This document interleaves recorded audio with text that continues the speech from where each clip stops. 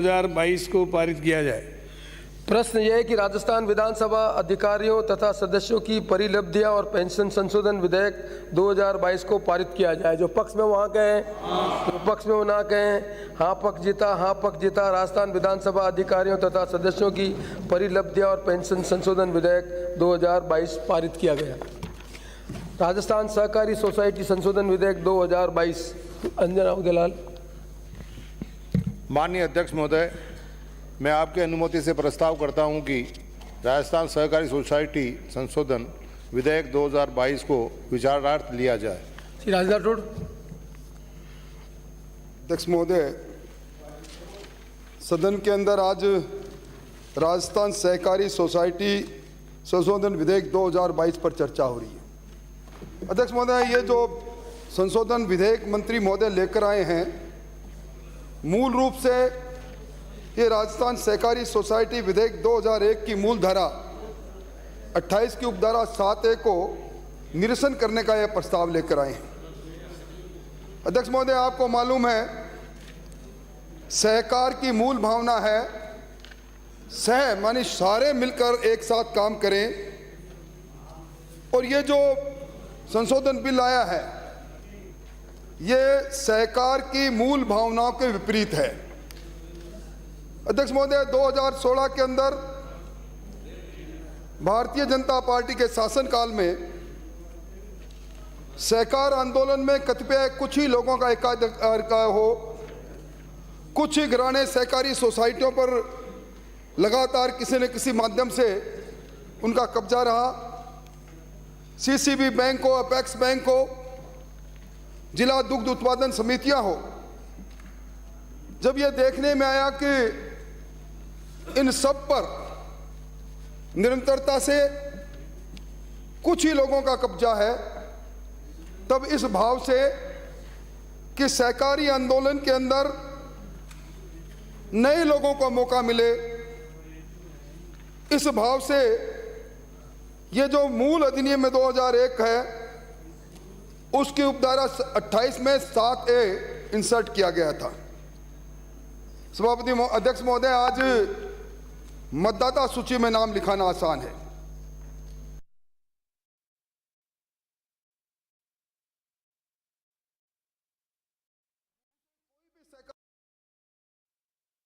उसके अंदर सदस्य तब तक नहीं बन सकते जब तक उस सहकारी संस्था के व्यवस्थापक और व्यवस्थापक के इशारे से संचालित होने वाले अध्यक्ष और दूसरे लोग अगर चाहे तो आप नए सदस्य नहीं बन सकते। हमने देखा सभापति महोदय, राजस्थान में 26 लाख से ज़्यादा लोग किसान आज किसी न किसी प्रकार से सहकारी समितियों से ऋण लेते हैं। जीरो इंटरेस्ट पर ऋण की बात सरकार करती है, और आज अगर आप देखें तो ज़्यादातर हम इधर से बैठे हो विधायक हो, चाहे उधर सामने बैठे मान्य सदस्य हो, नए पुराने अकाउंट जो ऋण है उसको नए ऋण में परिवर्तित करके एक विशिष्ट साइकिल चलता है। नए लोगों का उसमें घुसना बड़ा मुश्किल है। मैं सभापति महोदय, सदन का ध्यान प्रस्तुत राजस्थान सहकारी सोसाइटी संशोधन विधेयक 2022 के उद्देश्य और कारणों के कथन की ओर आकर्षित करना चाहूँगा, जिसमें उन्होंने लिखा है कि सहकारी समितियों में दक्षता वाले लोग, यानी दक्षता वाले लोग आए, उसके लिए मूल जो अधिनियम है उसमें 28 धारा में 7A डिलीट कर रहे हैं, और उसमें लिखा है दक्षता वाले लोग और लंबी सेवा व अनुभवी सदस्यों की भागीदारी के लिए ये हम संशोधन विधेयक लेकर आए हैं। आप क्यों नहीं कह देते? कहीं पर निशाना, कहीं पर इशारा। आज राजस्व मंत्री महोदय विराजे हैं, भीलवाड़ा दुग्ध उत्पादन समिति के जिला अध्यक्ष भी हैं। मैं समझता हूं कि अगर इनको नवाजा जाने के लिए ये जो कूलिंग पीरियड था 5 साल, सभापति महोदय मैं निवेदन करना चाहूंगा, ये जो संशोधन मूल रूप से है, पहले मूल रूप से जो 7A इंसर्ट किया गया था उसके पीछे भावना क्या थी कि सहकारी संस्थाओं में 10 साल तक लगातार कोई चुना जाए, 2 टर्म अपने पूरे कर ले, तो उसको एक कूलिंग पीरियड के रूप में 5 साल के अंतराल में वो दोबारा चुनाव 5 साल के लिए नहीं लड़ेगा और वो 5 साल का समय व्यतीत होने के पश्चात वो चुनाव लड़ने के लिए अहर्ताएं रखेगा। इसके पीछे मूल बात एक ही थी। सभापति महोदय, आपको ध्यान होगा, आप जैसा विद्वान व्यक्ति, अमेरिका के अंदर प्रेसिडेंट सिस्टम है, राष्ट्रपति का चुनाव होता है। वो अमेरिका के अंदर भी ये प्रावधान किया राष्ट्रपति के चुनाव में भी 2 साल के बाद नहीं। और इसी में जो भारतीय जनता पार्टी ने जो इसको इंसर्ट किया 7A को, उसके पीछे भावना एक ही थी कि ये जो सहकारी संस्थाओं के अंदर कुछ लोगों का कब्जा है, आज 10 साल के बाद भी 15 साल 20 साल, उनमें चाहे कितने भी घोटाले कर लें, उसमें कितने भी अनियमितता कर लें, ये बातें बाहर निकल कर आती नहीं, क्योंकि एक ही लगातार एक ही प्रकार के लोगों का उसमें कब्जा रहे। सहकार के अंदर सह और कार सब एक के लिए एक सबके लिए इस भाव के साथ नए लोगों को मौका मिले, नए खून को मौका मिले, इसके लिए इस प्रकार का संशोधन किया गया था।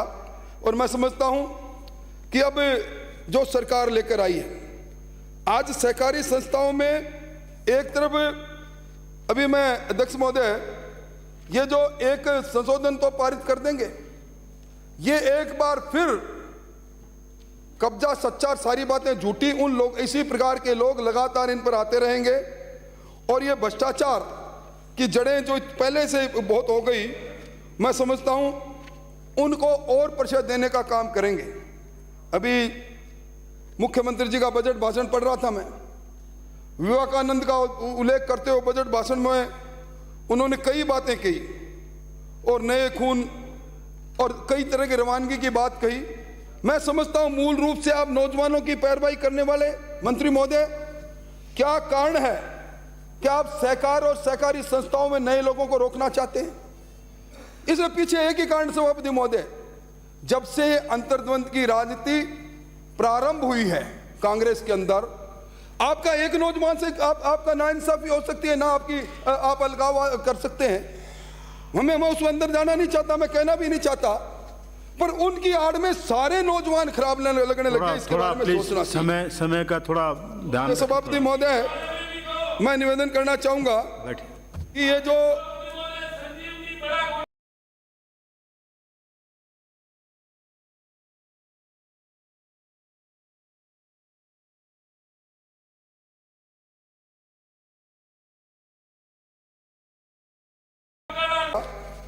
कि सहकारी संस्थाओं के बढ़ाव के लिए अनवरत रूप से सहकार के भाव से इन संस्थाओं को आगे बढ़ाने के लिए ये मूल रूप से जो 2001 का अधिनियम था उसके अंदर इस बात का प्रावधान किया गया।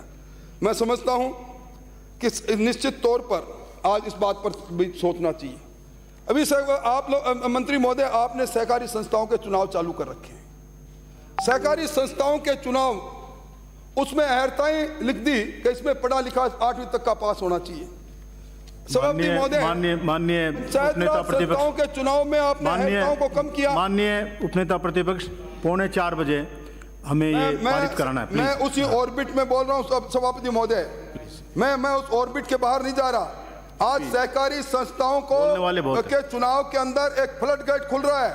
जो 5 साल का कूलिंग पीरियड था, अब कोई भी व्यक्ति लगातार चुनाव लड़ सकता है।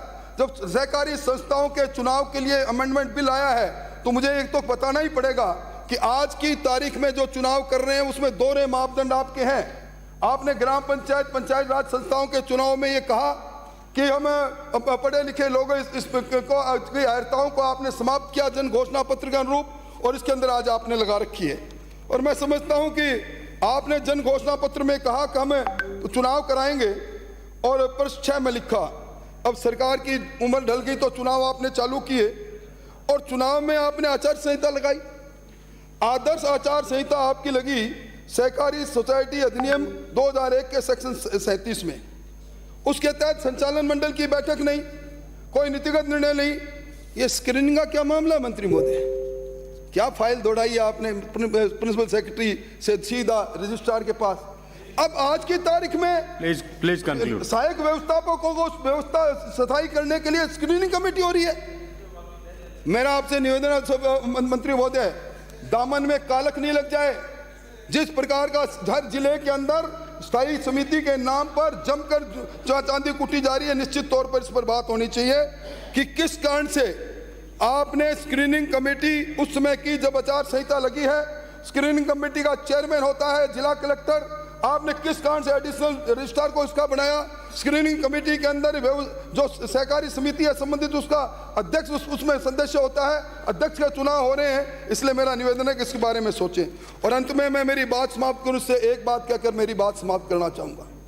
ये जो आपने इस बार झुंझुनू किसानों को पकड़ाया 0 इंटरेस्ट पर सहकारी का लोन लेने के लिए, आपको मालूम है कि इस लोन की जो अंतिम तिथि थी वो 30 जून थी 0 इंटरेस्ट पर लोन चुकाने की। ऑनलाइन लोन देते हैं, ऑनलाइन लोन चुकाता है वो। और आपको मालूम उदयपुर की घटना के बाद 29 जून से 4 जुलाई तक पूरे राजस्थान के अंदर नेट बंद रहे, इंटरनेट बंद रहे, किसान समय पर चुका नहीं इसका। और ये जो 30 जून के बाद आपने 31 अगस्त का समय बढ़ाया, एफडी ने कैसे कह दिया कि बढ़े हुए समय के अंदर 4 पर जो डिफॉल्टर किसान हो गया वो 20 लाख किसान 20,000 ओवरड्यू, उस पर इंटरेस्ट लेंगे आप 4%। मैं समझता हूं कि कम से कम आप जैसा व्यक्ति, इसमें इतनी कमजोरी आपकी होगी। 0 इंटरेस्ट लोन की बात, इंटरेस्ट के अंदर किसान चुका नहीं पाया ऑनलाइन लोन, इसलिए thank you very much, thank you. बिल्कुल बिल पर बोल रहा हूं। बहुत धन्यवाद। Thank you very much. अध्यक्ष सभापति महोदय, ये जो खोटा बिल लेकर सरकार आई है, प्लीज बैठिए, आप बैठिए प्लीज। आप पढ़ के बताओ आप कौन हो जो भैया रोकेंगे। बैठिए प्लीज, बैठिए। आप कौन हो इसमें? बैठिए माननीय सदस्य, बैठिए। आप इस पक्ष में हो गया कि 0 इंटरेस्ट पर लोन जिन्होंने लिया उन किसानों पर इंटरेस्ट लेना चाहिए। बैठिए भाई, बैठिए ना, आप करते हो। माननीय सदस्य बैठिए आप।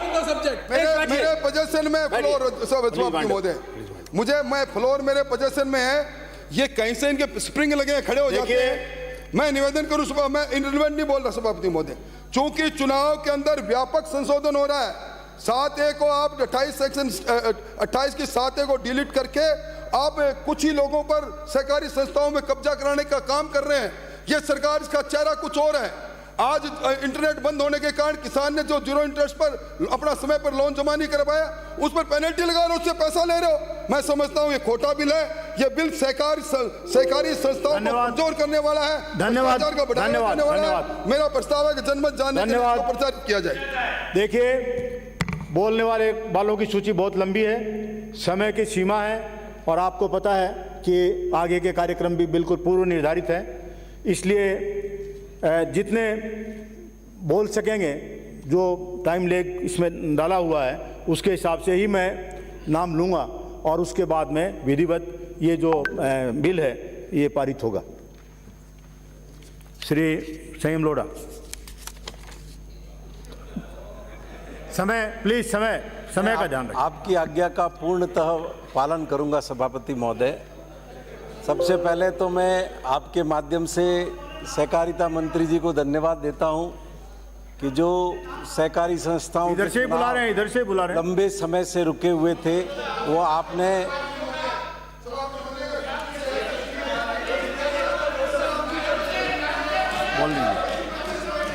बोलिए। आप जिसने संशोधन दिया उस सूची के अनुसार नाम पुकारेंगे सभापति महोदय। ये नया काम नहीं। Lady speak.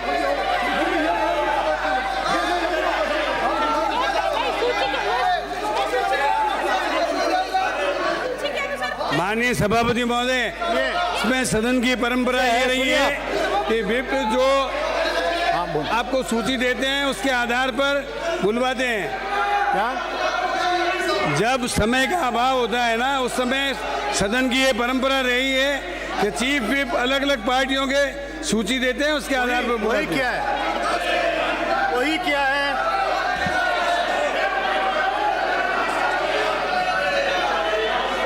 एक पक्ष से बुला रहे हैं, विपक्ष से बुला रहे हैं।